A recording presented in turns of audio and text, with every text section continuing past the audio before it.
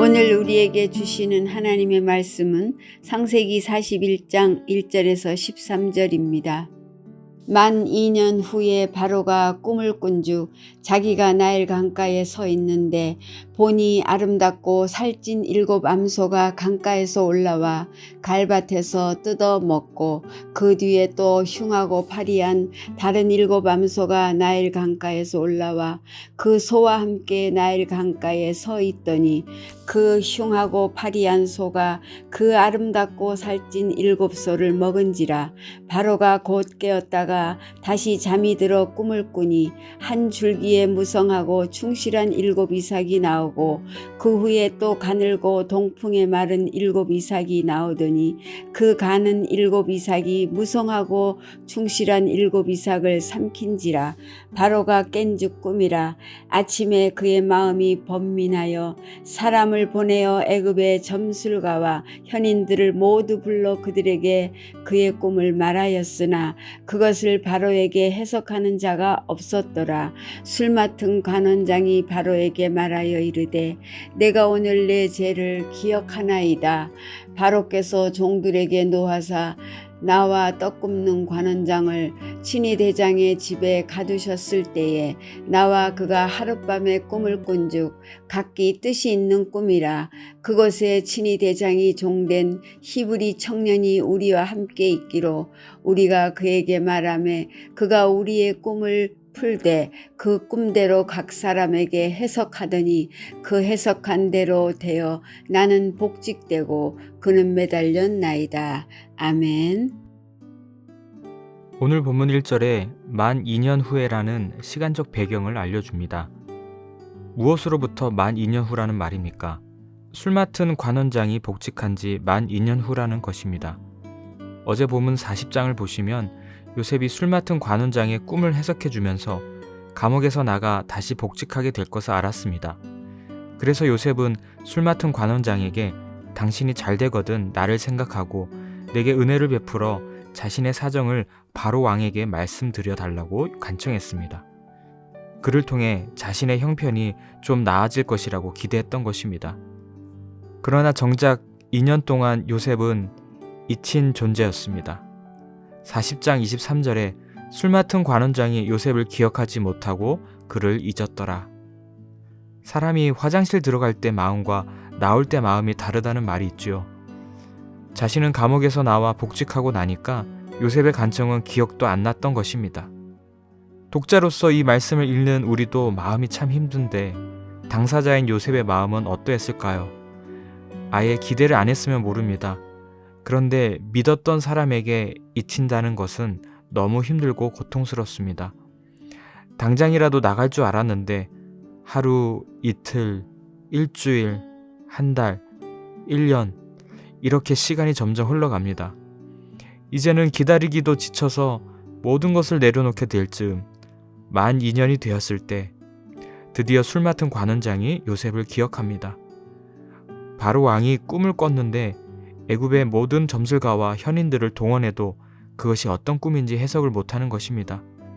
그제야 술 맡은 관원장이 요셉을 기억하고 바로에게 추천합니다. 오늘 말씀을 통해 우리에게 주시는 메시지는 무엇일까요? 첫째, 모든 것에는 하나님의 때가 있습니다. 아무 일도 일어나지 않고 그냥 세월이 흘러간다고 해서 하나님이 손 놓고 계신 것이 아닙니다. 그 시간 가운데 하나님의 계획하심이 있고 하나님의 때가 있습니다. 술 맡은 관원장이 나가고 2년이 지나도록 아무 소식이 없었을 때 요셉으로서는 막막했을 것입니다.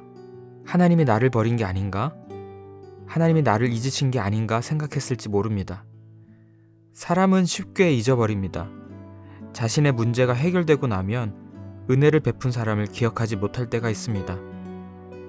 술 맡은 관원장이 9절에서 오늘 내 죄를 기억하나이다 라고 말합니다. 자신이 2년 전에 요셉에게 은혜를 입으면서 약속한 것을 까맣게 잊어버렸습니다. 그것을 죄로 여긴 것입니다. 받은 은혜를 잊고 사는 것은 죄라는 것입니다. 우리도 이런 잘못을 범하고 있지는 않습니까? 주변 사람에게 받은 사랑, 하나님께 받은 은혜를 금세 잊어버리지는 않습니까? 내가 꼭 갚아야 하는 것은 아니겠지만 잊지는 말아야 합니다. 내 주변 사람들에게, 그리고 하나님께 내가 받은 은혜와 사랑을 감사하게 생각하고 계신가요? 감사로 표현하지 않으면 잊어버리기 쉽습니다.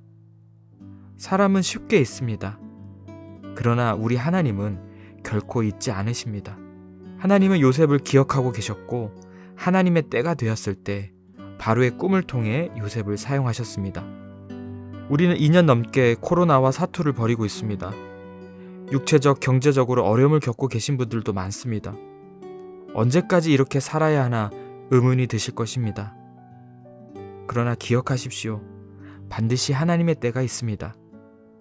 그리고 하나님은 절대 우리를 잊지 않으십니다. 그 믿음으로 오늘 하루도 이겨내시기 바랍니다. 둘째, 나의 때보다 하나님의 때가 더 아름답습니다. 만약 술 맡은 관원장이 감옥에서 풀려 나오자마자 즉시 바로에게 요셉에 관한 이야기를 했더라면 어떻게 되었을까요? 그냥 그렇게 술 맡은 관원장의 꿈을 해석해 주는 걸로 끝났을 것입니다. 나중에 바로가 꿈을 꾸고 해석자가 필요할 때 요셉은 이미 자기 고향으로 돌아가고 없었을 것입니다. 그러면 우리가 알고 있는 총리 요셉의 이야기는 없을 것입니다. 2년이 지난 후 하나님이 바로의 꿈을 통해 술 맡은 관원장에게 요셉을 기억나게 하신 것을 보면 무엇이 느껴지시나요? 바로 하나님의 때가 가장 정확하고 아름답다는 것입니다.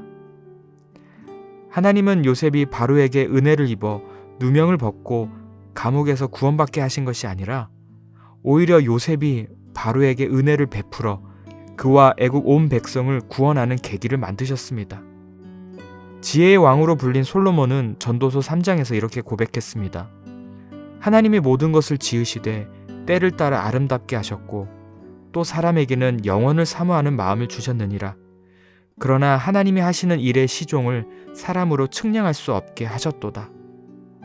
모든 것을 지으시되 때를 따라 아름답게 하셨다고 합니다. 우리는 하나님의 때를 측량할 수 없습니다. 그러나 두려워하거나 염려할 필요가 없습니다. 하나님은 우리를 위한 때와 시간을 아름답게 예비해 두셨기 때문입니다. 인생이 불확실하고 모호할수록 더욱 기뻐하며 기대하십시오. 그것은 그만큼 우리를 위한 하나님의 크고 놀라운 역사가 기다리고 있기 때문입니다. 내가 생각하기에는 지금이 적기로 보입니다. 내 판단에는 지금 길을 열어주시는 게 가장 좋을 듯 합니다. 하지만 하나님은 가장 아름답고 절묘할 때에 우리에게 가장 좋은 것으로 역사하실 것입니다. 셋째, 하나님의 때를 인내하며 기다려야 합니다. 요셉이 처음에는 금방이라도 나갈 수 있다는 희망을 가졌을 것입니다. 그러나 시간이 지나면서 내가 예상하는 시간이 아니라 하나님의 때가 있다는 것을 깨닫고 인내하며 기다렸을 것입니다. 그래서 만 2년을 버틸 수 있었던 것입니다. 하나님의 때가 있음을 인정하고 하나님의 때가 나의 때보다 더 아름답다는 것을 알면서도 우리는 인내하지 못할 때가 있습니다. 하나님의 때를 알려달라고 하나님께 때를 쓸 때도 있습니다. 하나님이 우리에게 당신의 때를 미리 알려주시지 않는 것은 하나님을 더욱 신뢰하라는 의미일 것입니다. 그렇다면 어떻게 인내하며 기다려야 할까요? 마냥 하나님의 때를 기다리는 것이 아니라 하나님의 뜻이 무엇인지 질문을 던지며 기다려야 합니다. 하나님이 나를 통해 무엇을 하기 원하시는지 묻고 그분의 뜻에 진지하게 관심을 가지는 것입니다. 그러면 어느 순간 우리는 더욱 하나님의 뜻에 합당한 사람이 되어 있을 것입니다. 그것이 우리를 향한 하나님의 때일지도 모릅니다. 우리에게는 각자 원하는 때가 있습니다. 개인의 기도의 제목, 자녀들의 기도 제목, 불신 가족의 구원을 위한 기도 제목들이 속히 이루어지기를 바랄 것입니다. 분명 하나님은 하나님의 때에 반드시 응답해 주실 것입니다. 하나님의 때는 우리가 주도하는 것이 아니라 따라가는 것입니다. 그럴 때 하나님의 뜻과 하나님의 때가 우리 가운데 온전히 이루어질 것입니다. 하나님은 지금도 쉬지 않고 일하고 계십니다. 그분은 결코 시간을 허비하는 분이 아니십니다. 하나님의 때가 있음을 믿으십시오. 나의 때보다 하나님의 때가 더 아름답다는 것을 믿으십시오. 그리고 믿음으로 인내하여 그 아름다운 하나님의 때를 누리시길 바랍니다. 끝으로 지금 현재의 삶에 이루어지길 바라는 하나님의 때가 있지만 우리 성도에게는 영원한 하나님 나라가 이루어질 마지막 때가 있음을 잊지 마시기 바랍니다. 비록 지금 내가 원하는 삶이 펼쳐지지 않을지라도 장차 임할 하나님의 나라, 그때는 그 어느 때와 좋게 비교할 수 없는 영광이 가득할 것입니다. 아픔도 없고 슬픔도 고통도 없는 하나님의 품으로 우리를 안아주실 그 하나님의 때를 소망하며 믿음으로 승리하시는 서문교회 모든 성도님들 되시길 주님의 이름으로 축복합니다. 오늘 이 아침에 함께 기도하실 첫 번째 기도 제목은 하나님의 때가 있음을 믿고 더 아름다운 하나님 때를 기대하며 믿음으로 인내하는 우리의 삶이 되게 해달라고 기도하시기 바랍니다. 두 번째는 설 명절 기간 주님 안에서 온 가족이 하나 되고 사랑을 나누는 복된 시간이 되게 해달라고 기도하시기 바랍니다.